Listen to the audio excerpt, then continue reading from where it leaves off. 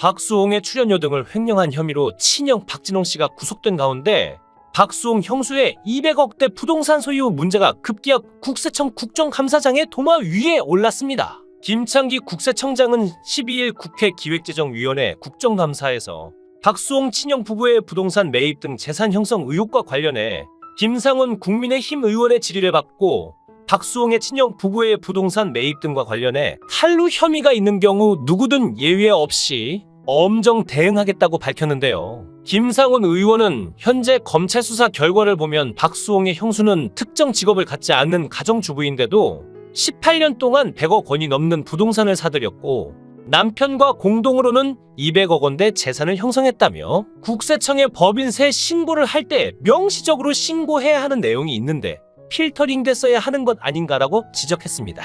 이에 김창기 국세청장이 소득이나 재산 취득과 관련해 탈루 혐의가 있으면 대응하고 있다고 원론적인 답변을 내놓자 김 의원은 한 가정주부가 100억 원대 부동산을 조성하는데도 아무 이상 징후를 감지 못했다면 문제가 있지 않나라며 질타했죠. 국세청은 재판 결과를 보고 세무조사에 나서야 하지만 이번 사건이 국민적 관심이 높고 그 구입 자금이 친형 부부의 횡령에서 나온 것이 뻔한 상황에서 박수홍 형수의 재산 압류와 엄격하게 세금 추징을 할 것은 불을 보듯 뻔한데요. 오늘은 국세청이 박수홍의 형수에게 얼마의 세금을 추징할지 그리고 국세청 조사 과정에서 쟁점이 될 사항에 대해 알아보겠습니다. 검찰은 특정 경제범죄 가중처벌법상 횡령 혐의를 받는 박수홍의 친형을 구속 송치했으며 박수홍의 형수는 불구속 기소한 상태인데요. 먼저 박진홍 씨의 아내인 형수 이모 씨가 박수홍 명의의 개인 통장에서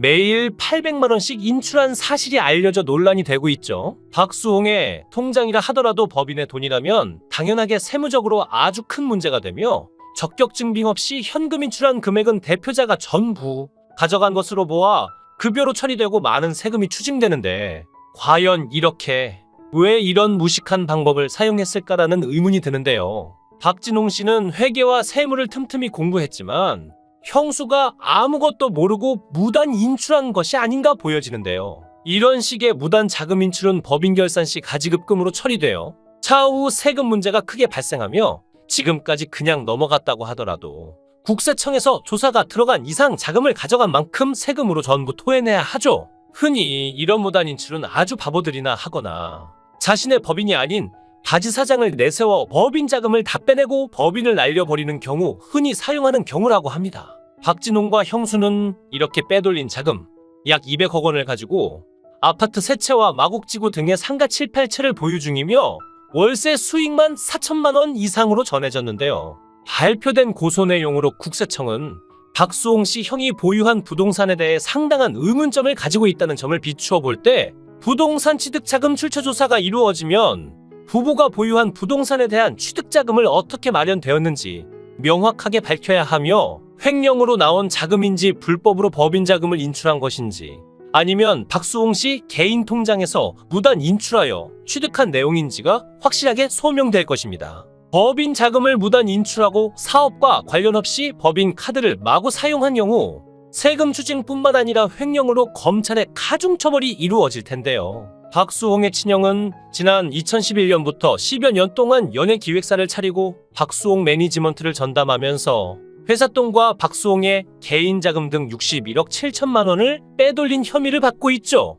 이 경우 지방소득세 10%를 포함하여 49.5%의 소득세 최고 세율이 적용돼 가산세를 제외하더라도 최소 30억 원의 세금이 추징될 걸로 보이는데요. 검찰은 가정주부인 박수홍 형수 이모 씨가 친형과 공동으로 200억 원에 이르는 부동산을 취득한 경위와 자금 출처에 대한 조사도 병행 중입니다. 박진홍 씨는 회계와 세무도 틈틈이 공부했고 박수홍도 전적으로 형을 신뢰해 지인들에게 자신의 수익에 관해서는 형에게 물어보라고 했을 정도였지만 횡령 혐의로 구속되고 충격적인 세금 폭탄을 맞을 위기에 처했는데요. 송사를 한번 하게 되면 돈은 돈대로 들어가고 정신적인 스트레스 또한 상상을 초월할 텐데 어쩌다 이 지경까지 왔는지 생각할수록 이해하기 어렵고 안타까운 일입니다. 얼마 전 대질신문이 시작되자 가족들을 먹여 살리기 위해 홀로 고생을 해왔던 자식을 폭행한 박수홍의 아빠 뉴스가 나왔죠. 세상 모두가 등을 돌려도 따뜻한 안식처가 되어주어야 할 가족이란 사람들이 어떻게 이럴 수가 있는 걸까요?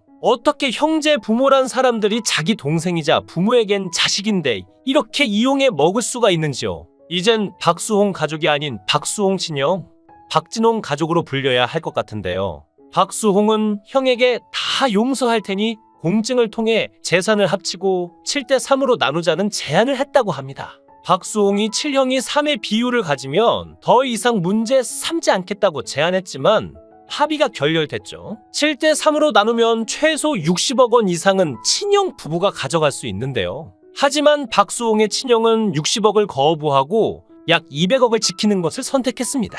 이번 사건에서 읽을 수 있는 것은 피보다 진한 것은 돈이라는 것입니다. 박수홍의 법률 대리인은 친형이 30년이 넘는 시간 동안 동생의 출연료를 횡령했다고 밝히고 있으며 횡령 금액은 116억 원인데요. 이조차도 소멸시효로 10년치만 책정된 금액이라니 엄청난 금액이 아닐 수 없죠. 백화점에서 구입한 고가의 여성 의류, 조카들의 학원비까지 이해하기 어려운 결제 내역들이 모두 법인 비용으로 처리되었음이 확인됐다는 것은 박수홍을 앞세워 그들 가족이 호의호식해왔다는 의미입니다. 이에 대해 여러 차례 소명을 요청했으나 친형은 끝내 응답하지 않았다고 하니 자신이 한 잘못을 스스로도 알고는 있는 듯한데요. 더 끔찍한 사건은 친형 권유로 노후를 대비하는 저축성 상품인 줄 알고 가입한 보험이 대다수 사망 보장 성격에 많이 치중돼 있다는 점입니다. 박수홍의 명의로 든 사망보험 8개 가운데 일부 보험의 수혜자는 친형 가족이 지분을 100% 가진 회사였다는 것은 분명하게 목적이 드러나 있죠.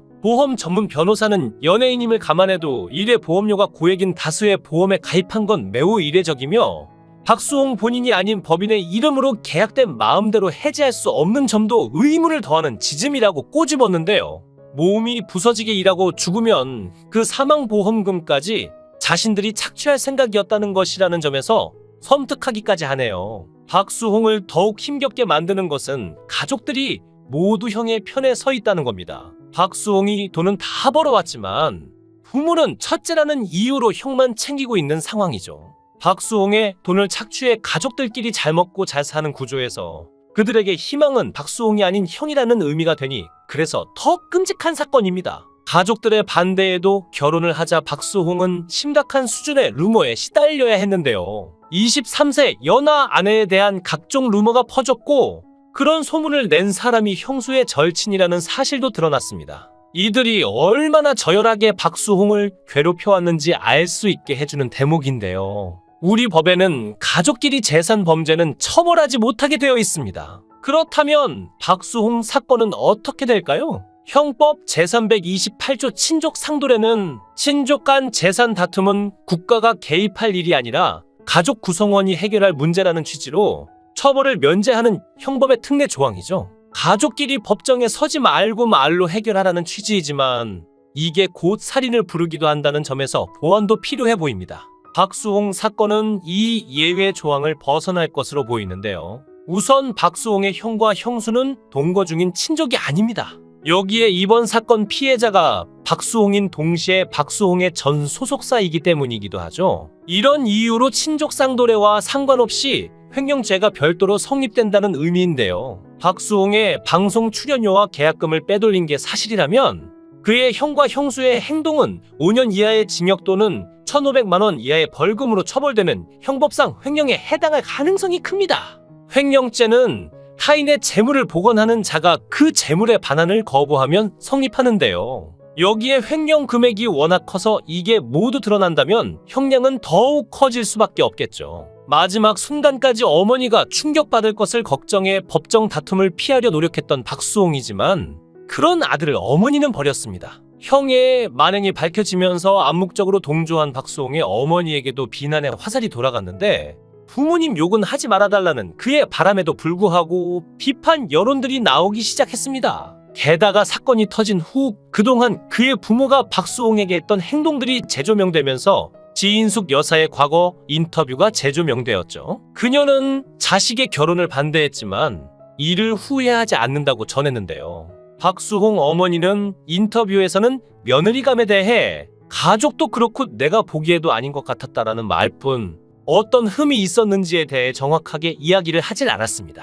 게다가 수홍이의 결혼 상대는 서로 마음이 맞아 같이 여행도 다니며 오순도순 살 수 있는 사람이면 된다라고 했는데, 그의 다른 인터뷰나 과거 방송에서 나온 그의 연예인 지인들의 증언들을 보면 당시 사귀고 있던 여자는 누가 보기에도 괜찮은 여자라고 말하고 있으며, 지인들의 이러한 발언들을 보면 한두 번만이 아닌 여러 차례 그의 지인들의 모임에 나오기도 했고, 다수의 지인들이 인정할 정도로 괜찮은 사람이며 그와 상당히 마음이 맞았던 것으로 보이는데요. 박수홍은 헤어진 이후에도 꽤나 마음 아파했었다는 걸 알 수 있죠. 즉 지인숙 씨는 말은 저렇게 하지만 아들을 하나의 인격체가 아니라 자신들에게 종속된 물건으로 취급하며 그 상대 역시 자식이 아니라 자신들 마음에 드는 사람으로 한정한 것이나 마찬가지입니다. 뿐만 아니라 박수홍의 아버지는 박수홍이 형과 갈등을 빚자 망치를 들고 그의 집을 찾아갔다는 소식이 들려왔죠. 이는 친형과의 갈등을 두고 가족들이 친형의 입장에 섰다는 의미로 보이는데요. 박수홍은 물질적 손해만이 아니라 억울한 누명을 쓴 채 침묵 속에 고통을 견뎌내야 하는 시간들이었습니다. 진실을 밝히기 위해 얼마나 오랜 시간 고통을 견뎌야 했을지 상상도 못할 정도입니다. 박수홍도 이 정도니 일반인들은 이런 공격을 받으면 상상도 못할 상황에 빠질 수밖에 없을 겁니다. 어떤 결과가 나올지 모르지만 박수홍 가족은 돌아갈 수 없는 강을 건넌 상태입니다. 그의 부모까지 박수홍이 아닌 형의 편에 섰다는 점도 씁쓸합니다. 결혼에 행복한 삶을 시작한 박수홍이 보다 행복해지기 위해서는 제대로 된 심판이 이어져야 할 겁니다. 아무리 친족이라고 해도 이 정도면 가족의 연을 끊고 결혼한 아내와 진짜 가족을 만드는 것이 최선일 겁니다. 장윤정 사례를 생각해보면 박수홍도 다시 환하게 웃으며 행복한 삶을 살 수 있을 겁니다. 영상을 끝까지 시청해주시고 귀한 시간 내주셔서 대단히 감사합니다. 구독, 좋아요 꼭 부탁드립니다. 더 좋은 영상으로 보답하겠습니다.